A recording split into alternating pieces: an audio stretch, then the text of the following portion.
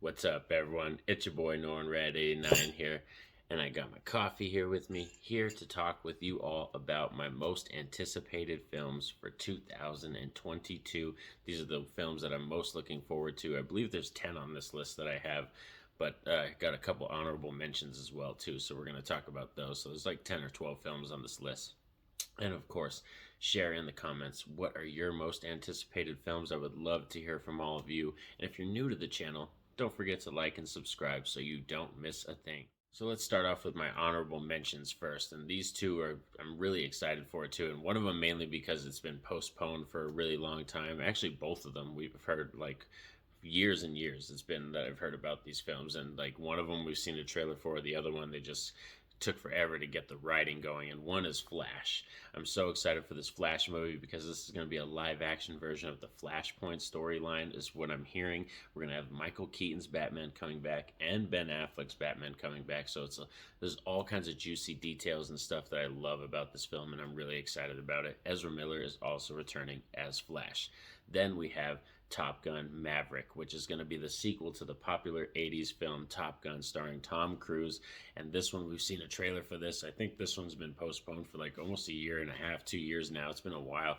And we're finally supposed to get it this year. So I'm excited about that one. I'm always eager to see, Tom Cruise back in that fighter pilot jet. Like, it looks really interesting, like they always found a way to make that drama in that first one, and the characters so realistic. And we got Miles Teller in this one, Tom Cruise, and a few other good actors and actresses. So I'm excited to see if they're going to be able to duplicate the magic from that first film. Next up, we have Jurassic World Dominion. This is going to be the film I'm really excited for too, in terms of the Jurassic World one, because I wasn't too high on that previous film. But the concept and premise of this film sounds really interesting. I know we're having a lot of the old school actors returning as well, so that excites me. But I'm mainly excited mostly about the premise of living in a world where the humans have to find a way to coexist with the dinosaurs now, because they're completely on the loose on in the world, able to replicate and all that kind of stuff. And we have to find a way to live with them. So I'm really excited about the premise of this film. But I've kind of stayed away from all the trailers and a lot of other stuff. I don't want to spoil too much with this movie.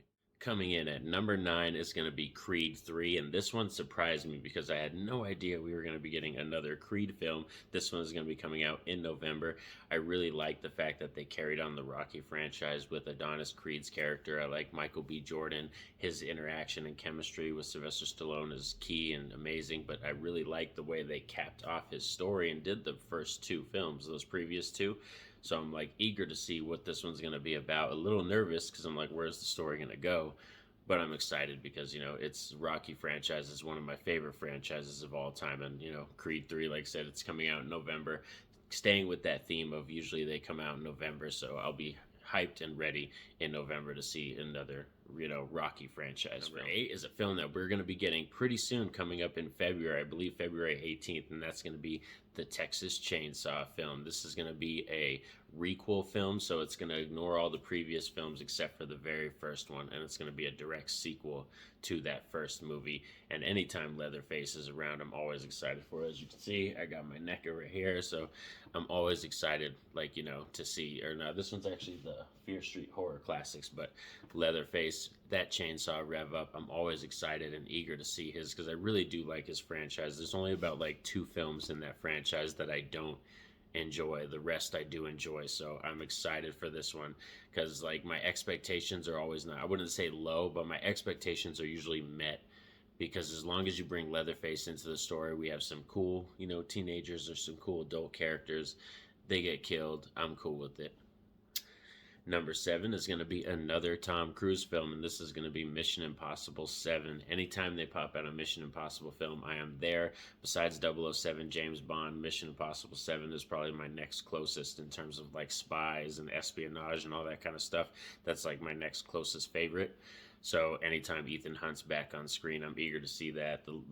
All the films, they've been doing really well recently. Good trailers, good films, amazing acting and stuff like that. So Mission Impossible 7 It's going to be, I'm pretty sure, a banger for sure. Awesome set pieces, amazing action, so I can't wait to check that film out. Number 6 is going to be Prey, and Prey is actually going to be a new Predator film. I'm really excited about this, especially because the creator, the writers, and director, the stuff that I've been hearing in interviews and stuff online about this film, they sound really enthusiastic about it, and I'm really excited about the premise of this film as well, because this is something I actually been telling my wife for years. Like, I've been wanting to see a Predator movie that takes place decades and decades in the past, you know what I mean? Like, when people, before we had technology and all that stuff, like, it sounds way interesting, like, you know what I mean? I know it sounds like, oh, a Predator would just rip through like cowboys or like feudal Japan era, but you don't really know that. We're gonna see what's gonna go on, so I'm really super excited for this film. You know, it could be early Predator status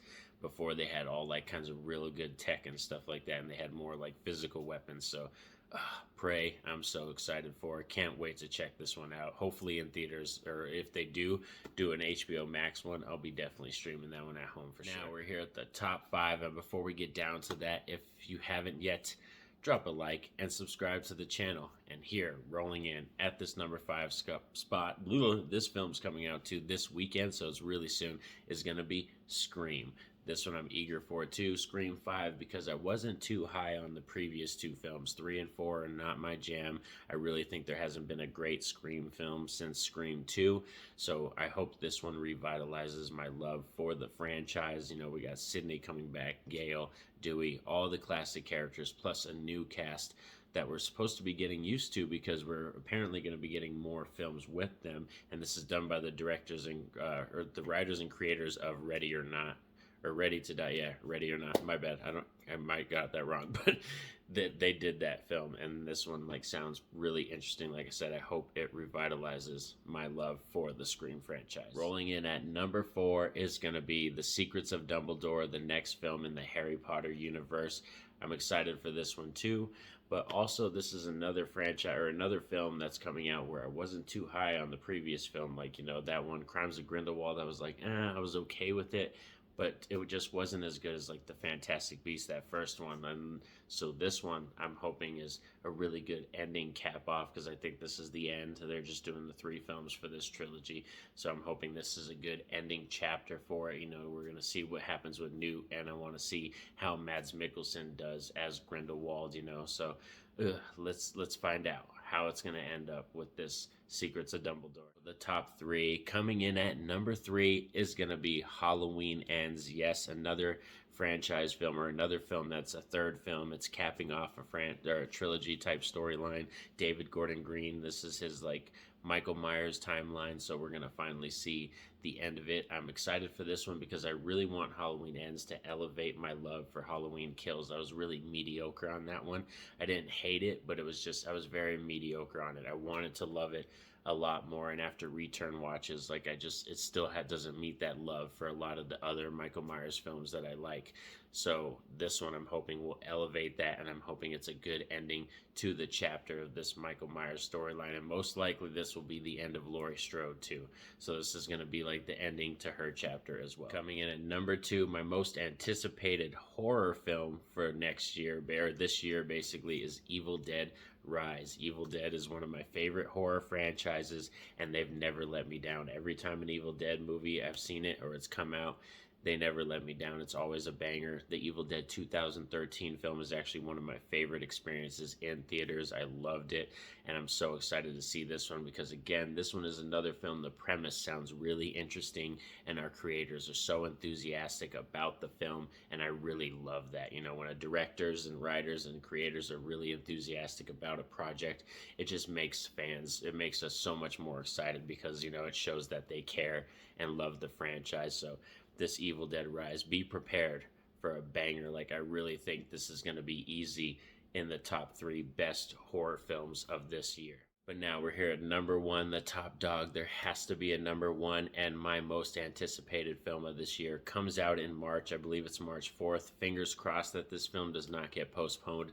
It's The Batman, directed by Matt Reeves, starring Robert Pattinson. Like, oh man, this one, Yeah, Batman's my number one favorite comic hero, vigilante, any type of, he's my favorite superhero type person, Bruce Wayne, all that kind of stuff. I'm so excited about being submersed into the world of Gotham again, and I trust Matt Reeves as a director. So I really think he's going to be able to create a new storyline and bring us into a new Gotham that we're going to get to navigate and meet all these new characters. And the cast looks amazing, and I can't wait to see Paul Dano's Riddler. That's probably my most, besides Matt Reeves being the director, the second most excited thing I have about this film is that Paul Dano's playing the Riddler. So I'm really anticipating that he's going to be the best part of this film in terms of acting. Like, I like Robert Pattinson. I think it's going to be cool to see Batman again, but I definitely think Paul Dano is going to be the best Riddler we've gotten. And like I said, I'm just such a Batman fanatic. I have, a Batman shrine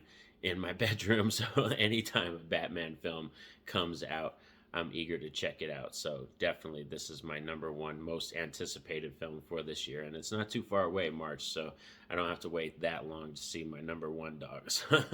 Thanks for sticking around with me, all. I hope you enjoyed this list of my favorite top 10 with a couple honorable mentions of films coming out this year that I'm most excited to check out. And like I said in the beginning, Blue, in my intro, share your list in the comment section below. I would love to hear from all of you. And again, don't forget to have a safe and happy day. Peace out.